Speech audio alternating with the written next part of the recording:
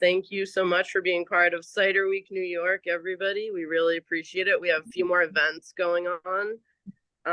You can find them at ciderweeknewyork.com and click on events. And you can also put your email in to have more event knowledge in the future for stuff going on. And I'm joined today by some really cool people that have a whole heck of a lot of experience in the service industry. And basically, we just kind of want to have a really casual discussion on what it's really like in the climate of the service industry and selling products in that market, what it's like to be in that market, and hear it from the ground level. So really quick before we start, if everyone can just go through and introduce yourself with your name and where you're at right now, that would be great. Where you're working from, and then we can get going. So you want to start, Phil? Sure. Hey, I'm Philip Chorba. I'm the beverage director and one of the bartenders at Cayuga Shoreline, as well as O'Malley's, who just got absorbed into the resort umbrella. Oh, thank you. Louis? So I'm Louis Segura, currently the chef manager and bartender at Raizes in Chicago. Shawna? Hey, I'm Shawna, owner and everything else at Anorah restaurant in Geneva, New York. Okay, and then Rob? Unmute. Rob, you're muted, bud. Okay. Orlando, why don't you go first? You gotta Also unmute muted. too. Also muted.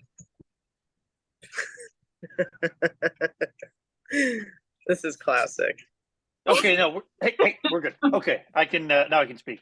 Okay. I'm Rob from Brew Buddies, the weird fake distributor slash New York beverage producer guy, and also Lycra. Yeah. All right, Orlando, go for it. I'm Orlando Rodriguez. I'm the owner of Graft Wine and Cider Bar down in Watkins Glen, New York. And Taylor, you made it just in time. Where are you from and who are you? I'm Taylor Farone. I'm from New York. I run Swan. Nice.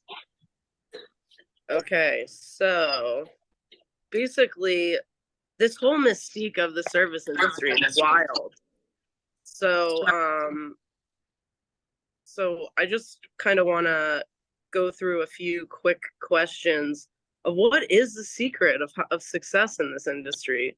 You know, what is oh, actually, I forgot to introduce Scott Ramsey, the associate or the executive director of the Cider Association for New York State. But aside from that, what is the secret, Phil? What is the secret? Well, I guess from a sales point of view, you know, it's like we're always struggling to get more sales per person, more sales per seat, etc. And it definitely was a bit of a downshift for me coming from a busier market like New York City to coming up here in the Finger Lakes.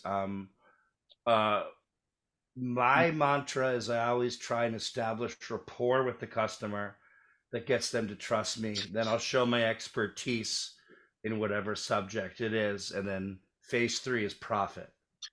So that's what I do. Profit. Well, I mean, hopefully. Yeah. Are you profiting, Louis? A lot? Oh, you know, not terribly. Like 3 months in, it's definitely a lot of headaches, a lot of you know, turns and different plots every single day. But I think ultimately, if you just show your passion and show that your confidence in your product or whatever you're moving or selling, I think that's the way to go. Is it different going from being like a cider maker to now this other business in a new market and having that insight a little bit, or I know, think is I've there always kind difference? of been like career ambiguous, like whether I'm playing the creative side or whether I'm on the other end where I'm now selling the product. But it's pretty cool because I get to do a little bit of both, as being the chef and the bartender. It definitely makes things interesting. But yeah, definitely way different from doing it in New York than in Chicago. Much more volume, definitely a difference in product prices and things like that. But yeah, Yeah, speaking of those prices, I mean, you sell rice and beans for $8. Orlando, you're selling it for $7. What is in refried beans that makes it that dollar more special? What is it like? How do we get those up our profits here? Ultimately, I think the rent's too damn high, as they like to say. Charge more for those beans. Yeah, it's definitely, there's no difference in product, no matter where we get it. Obviously, you could have like your small cultivated farmers or things that you source things from. But here it's just simply cost of living. Everything costs more in the city. I think that's pretty well known. But definitely I definitely do miss the nice pricing from the Finger Lakes. That's for sure. Yeah. Motto is going to be garlic, like yours has garlic in it or something, and that's why it's an yeah, it's or actually like the dollar is Moronado seeds or something. It's a cost of love, actually. That's that dollar tax. I think that's the secret. Always. Garlic and love. Yeah, absolutely. And of course, lard. You can't go wrong with lard. Well, that was what I was wondering was, Orlando, you have jasmine rice, so jasmine just that cheapens the product that much. It's really, we should stay away from jasmine. No, I'm just kidding. But I don't think that cheapens the product at all, but no, I just use, personally in the area, I source it mostly local, but the pinto beans that I get are from a local source. So it might be a little cheaper. Obviously, Chicago's a lot more expensive also, so. Just kidding. Yeah, definitely. Okay. But Orlando, what's the price per gallon over there? Orlando, you were at Anorah before, so you were kind of seeing that production side a little bit, like of a person producing, a craft beverage, and now you're at your own place. What is the difference going between the two, or what have you seen? In production of craft beverages compared to what I'm buying? No, just like working as the executive chef at another place that actually producing craft beverages. Now you have your own place and you're selling the craft beverages. Yeah. What's the difference? The difference is where I worked at Glenora, but we mostly sold Glenora products there.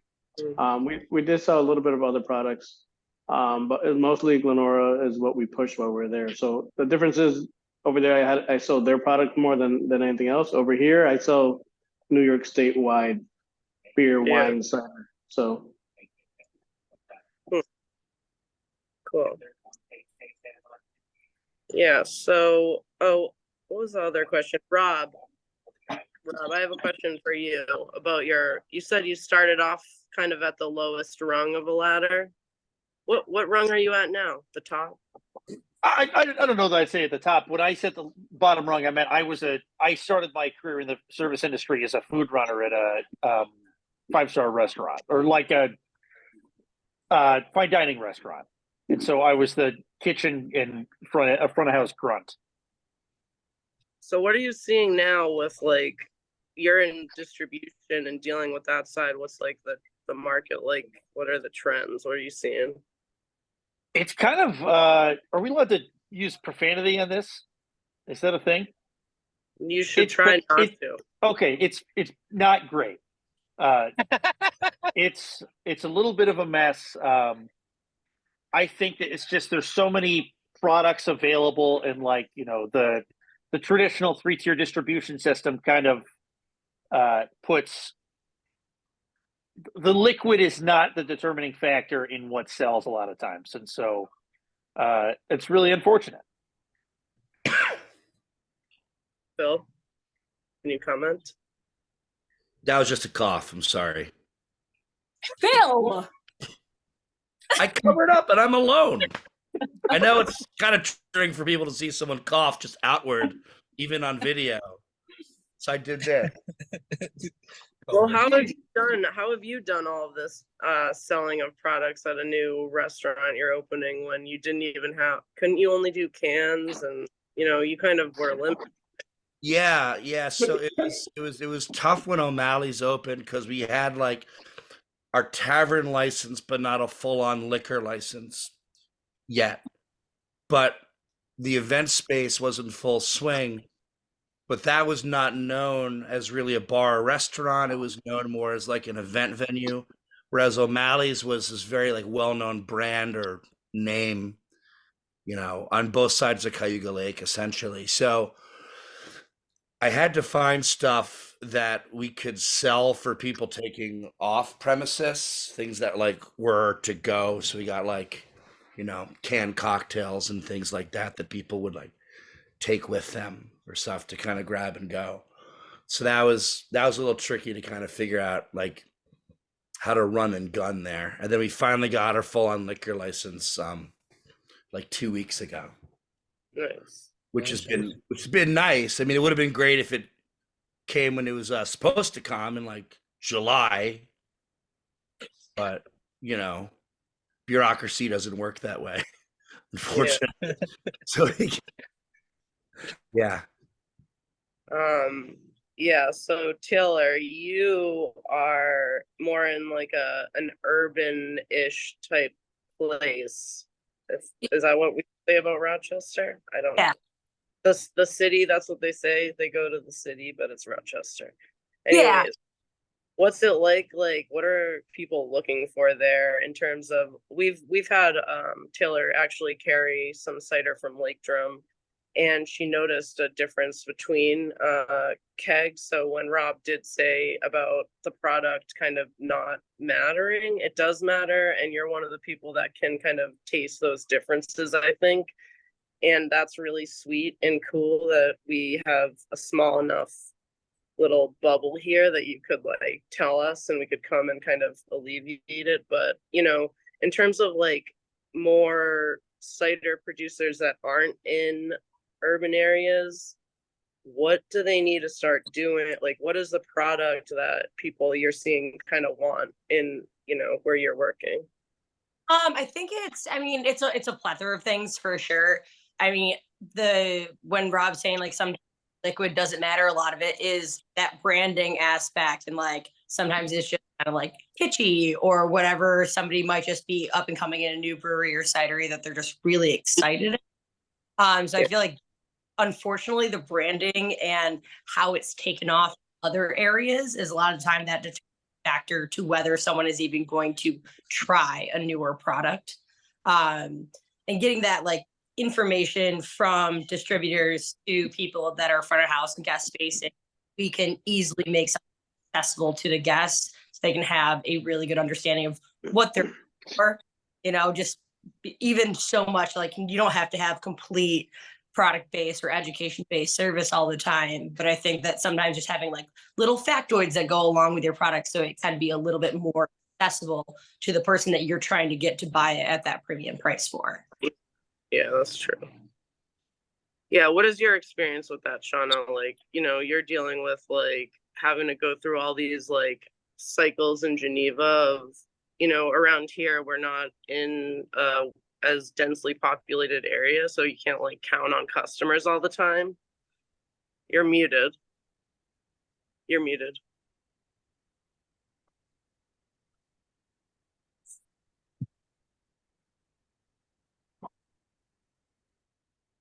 Okay, can you hear me? Yeah. Okay.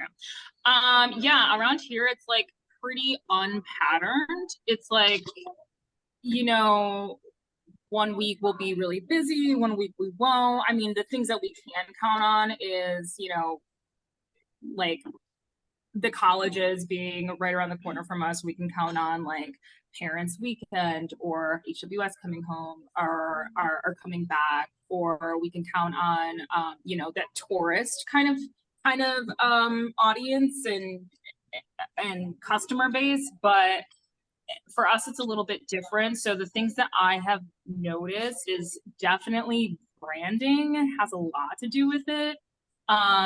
Well, not a lot, but you know, it has something to do with it. For some reason right now, like people are really like, if your can is cool, like they're gonna drink it. And you know, I think what we try and do is like educate our staff on whether, like, you know, like kind of like Taylor was saying, like little tidbits from each producer, because that kind of intrigues the customer a little bit more, and we were able to push that product a little bit more. But the consumer is, I don't know if it that like that they're not like delving into all of the like minute detail of what goes into like producing anymore, as much as it is like, okay, does this look cool? Like, is this you know, I don't know, like it's such a social media type of selling now. It's like, okay, does it look cool to take a picture with almost, if that makes sense. No, that makes sense. I'll ask the same thing to you, kind of, Orlando, because you're in now down in Watkins Glen, and Orlando's his establishment is actually like a cider and wine specialty shop, essentially, where you have like knowledgeable servers that are presenting these products in a certain way. So what's your experience with your running a restaurant, and like basically what kind of facts do you tell your staff, or would be great to have from, you know, cider producers when they try to sell a product to you at a restaurant, based on your experience doing that? I mean, we taste everything, and I have them taste everything. So it's all about, and it's a lot on the server, because some servers like a certain beverage more than other beverages, so they'll tend to sell what they think they like better. But you know what I mean? Unfortunately, like for us, it's pretty even keel, like what we sell.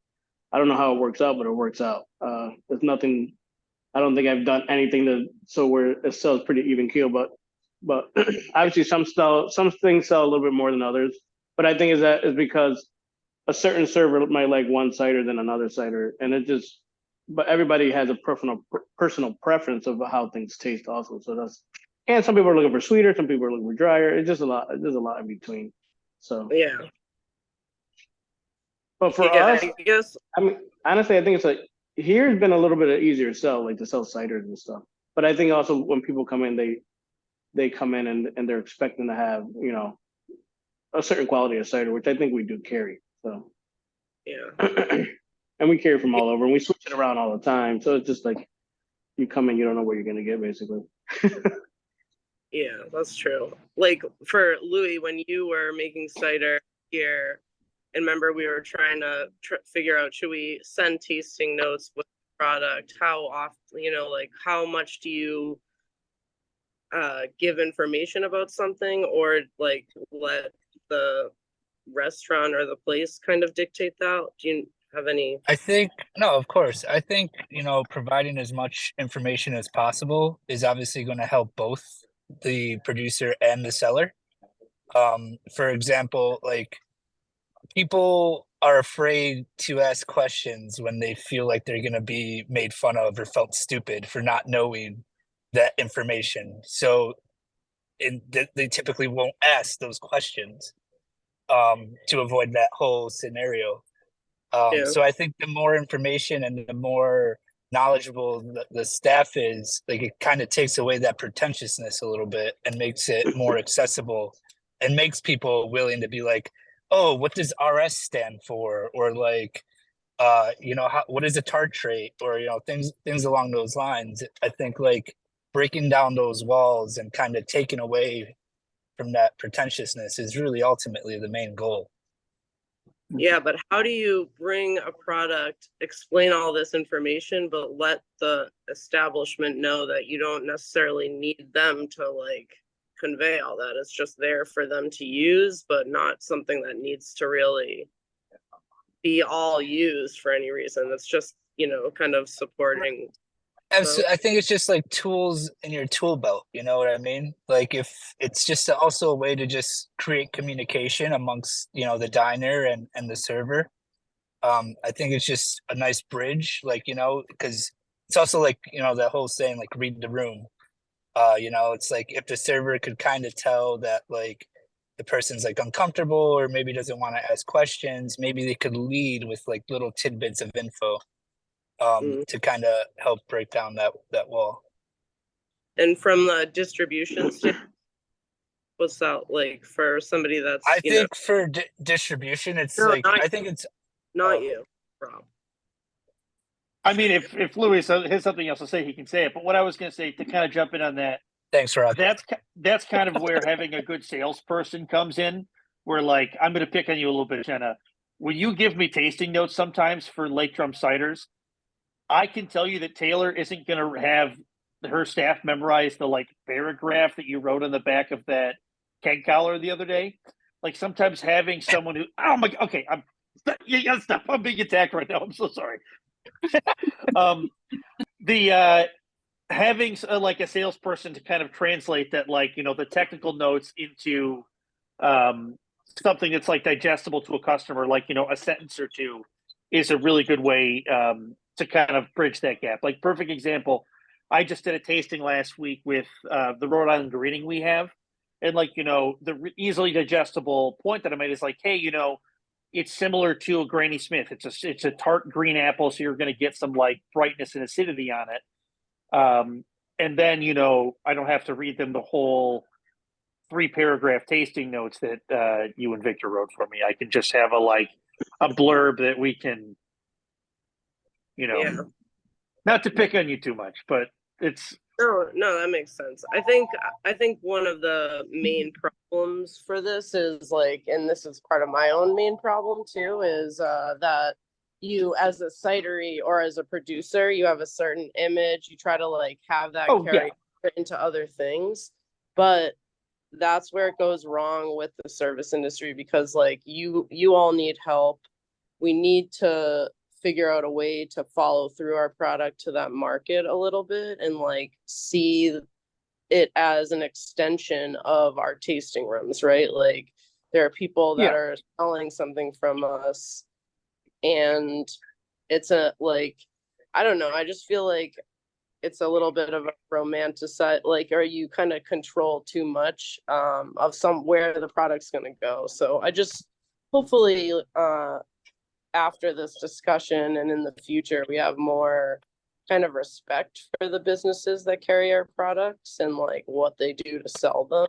And I guess that was kind of what getting everyone together as part of this was, the goal of just understanding that this is like someone that's representing our cider, our wine, our beer, whatever it is, and trying to change more to help you all be able to do that, like, because I think you're not getting the help you all need unless you're all rich. Everybody, is anyone rich? I'm fucking loaded. I'm rich with love. With love, yeah. That was one thing everyone responded with was just the real genuine want to have a good customer experience and it like provide knowledge and a great thing for everyone. This says I'm going to end this meeting in 10 minutes. Awesome. All right.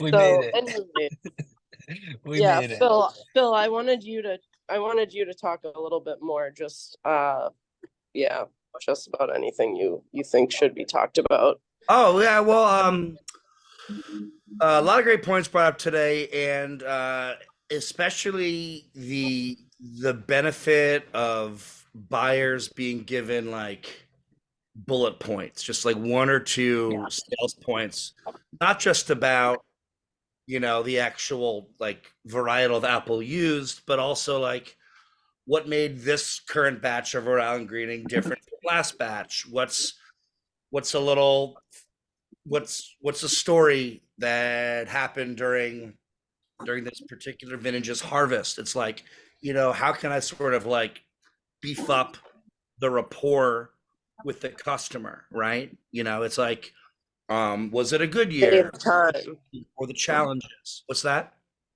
to save time for you all to have to sell it, right? Like, Yeah, and so that it helps us be seen more so as an expert. It's like, oh, they don't just know what it tastes like, but they know like what happened in the orchard that year for the cider. They know what happened in the vineyard that year for the grapes, and they talked to the producer, and this was their story with it. And then it becomes like really like local, and it becomes really like, terroir focused, and it becomes this really cool thing that when people come to the Finger Lakes, they go, oh, this bartender, he really knows his stuff. Like he's like really like knowledgeable, very well connected around here, and that makes a difference. So then they tell their friends and place. Yeah. I think Yeah, just, okay. If I could just add to that, as individuals like in the restaurant industry and trying to manage so many things and wear so many hats, it's almost like we as like the people giving that information to our staff and our indirect people, like need those bullet points more for ourselves too, not only to be able to sell the product from the producers in the best way possible, but also because we're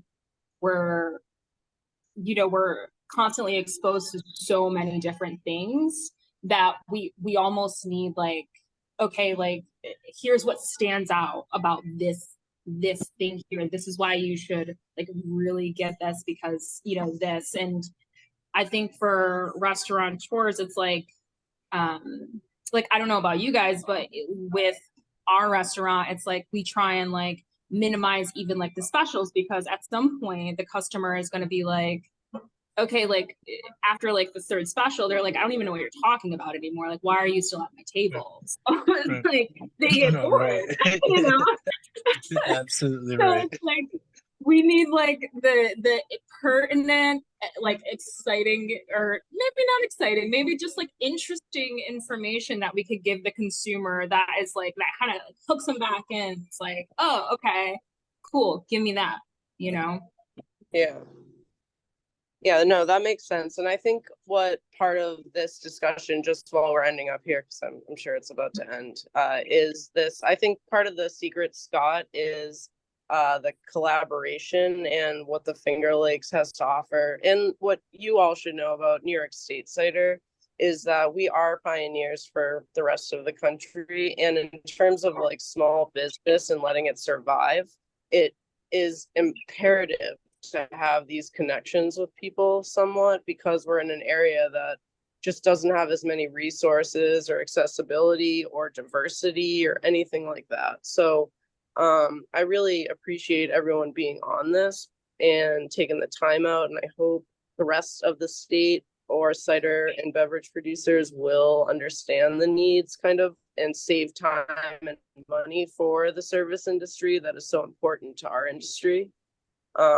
And I just wanted to sum up really quick, everybody. So Phil, everyone here has over 10 years experience, some up to way more than that, but I'm not gonna make anyone feel small or big, in the service industry. And in terms of getting some experience and history and actual realities of what it's like on the ground, it's just invaluable for us to work together. So I hope more cider producers do. I hope we have more cider makers go back to the restaurant industry in Chicago and plant apples on their uncle's farm and continue that. Just keeping the dream alive, baby. Keeping the dream alive. But yeah, so anyways, thank you all for being a part of this. there's still more events for Cider Week. We just did the apple pie contest yesterday. At Shoreline, they have a few things going on. Shawna has a new lunch thing she's doing. Rob is doing everything as always. Taylor, you want to show us that fast-paced environment? I heard you like a fast pace. How fast? And Orlando too has quite a few events down in Watkins, and really is a special spot to get to. So and thanks for videoing, Scott. Of course. I just want to, if I could take like 30 seconds and just also share my gratitude and my appreciation for everything you all are doing. Jenna, this is an amazing conversation. 2024 for me, as far as the New York Cider Association is concerned, is really all about heightening that industry connectivity. I feel like where you all sit is so incredibly valuable to what we're doing. And I want for New York Cider to bring value to what you're doing. And I think the pairing of food and cider is so special, especially in this state, especially with the products that we have. And so I just think there's a huge opportunity here. We have the American Cider Association has a really great certified cider professional program, which I'll connect with you all through Jenna I think there's, it's exactly kind of what we're talking about, is giving the folks that are on your ground level the information and the language to understand how to talk about cider, how it pairs with the food that you're serving and the things that you're doing in your spaces. Orlando is a perfect example of how special that can be. And so I'm just really appreciative to all of you, and I look forward to connecting with you even more. And thank you, Jenna, for putting this together. It's a fantastic conversation. Yeah, thanks. And hopefully finding us funding to cross promote each other in the future. Did everyone sign the waivers to get the free marketing after this event? This is over. You guys all signed the free advertising thing? What? No, it's a joke. It's a joke. It's wicked fun. Yeah, Wicked fun. Just gonna want a free iPad. Okay, we're gonna end this now. Okay. Well, thank you guys. Thanks so Yo, much. you have to say you've been served. Oh yeah, each one of us. You start. No, wait, on the count of three. On the count of three. I think it's All right. I think we can do that. Ready? Like a One, serenity prayer. 2, Nice. 3. You've been You've served. been You've been served.